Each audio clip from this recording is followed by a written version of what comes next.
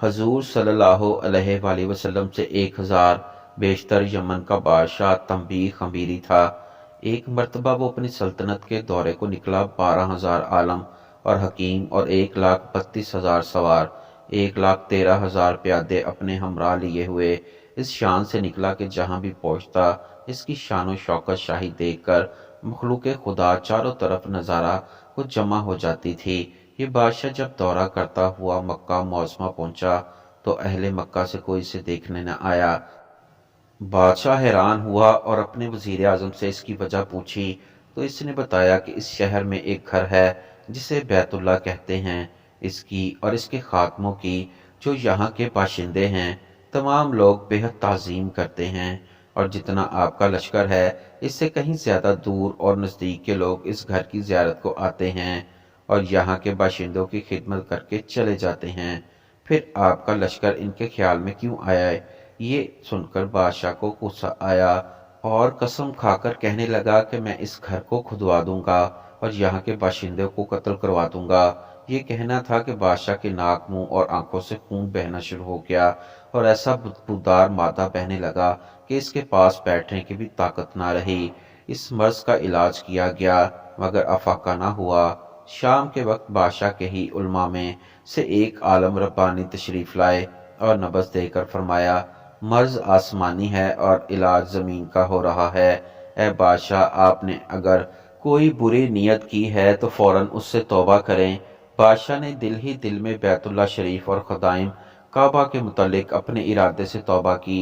तौबा करते ही इसका वो खून और मादा बहना बंद हो गया और फिर सेहत की खुशी में इसने बैतुल्ला शरीफ को रेशमी गुलाब चढ़ाया और शहर के हर बाशिंदे को 7-7 शर्फी और 7-7 रेशमी जोड़े नजर किए। फिर यहाँ से चलकर मदीना मुनव्वरा पहुंचा तो हमरा उलमा ने जो कुतुब समाविया के आलम थे वहाँ की मिट्टी को सूंघा और कंकरियों को देखा और नबी आखिरुज़्ज़मान सल्लल्लाहु अलैहि वसल्लम की हिजरतगाह की जो अलामतें उन्होंने पढ़ी थीं इनके मुताबिक इस सरजमीन को पाया तो बहम ओहद कर लिया कि हम यहाँ ही मर जाएंगे मगर इस सरजमीन को ना छोड़ेंगे।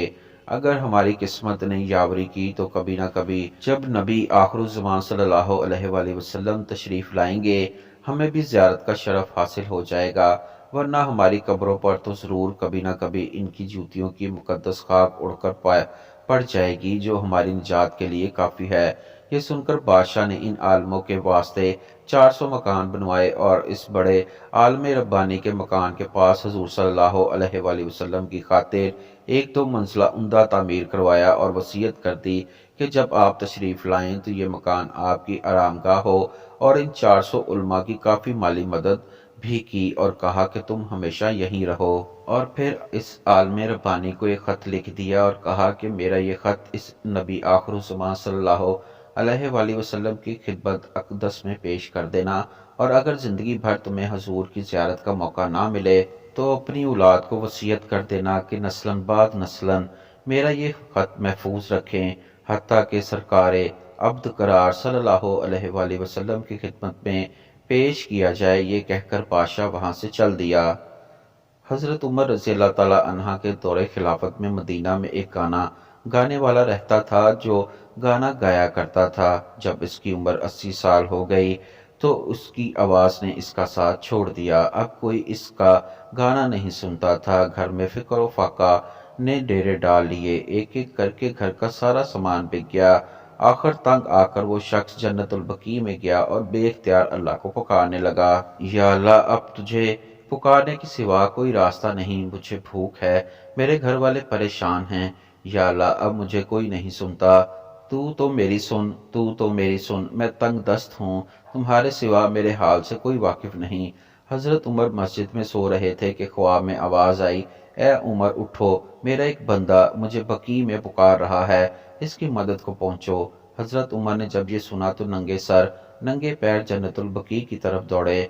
देखते हैं कि झाड़ियों के पीछे एक शख्स धाड़े मार मार कर रो रहा है। इसने जब हजरत उमर को आते देखा तो भागने लगा।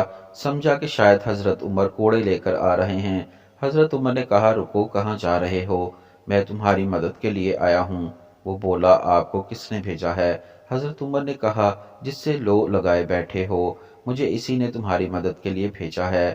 یہ سننا تھا وہ شخص گھٹنوں کے بل گرا اور دھوڑے مار مار کر رونے لگا اور کہنے لگا، یا اللہ، ساری زندگی تیری نافرمانی کی، تجھے بھلائے رکھا، یاد بھی کیا تو روٹی کے لیے، اور تو نے اس پر بھی لبیک کہا اور میری مدد کے لیے اپنے اتنے عظیم بندے کو بھیجا۔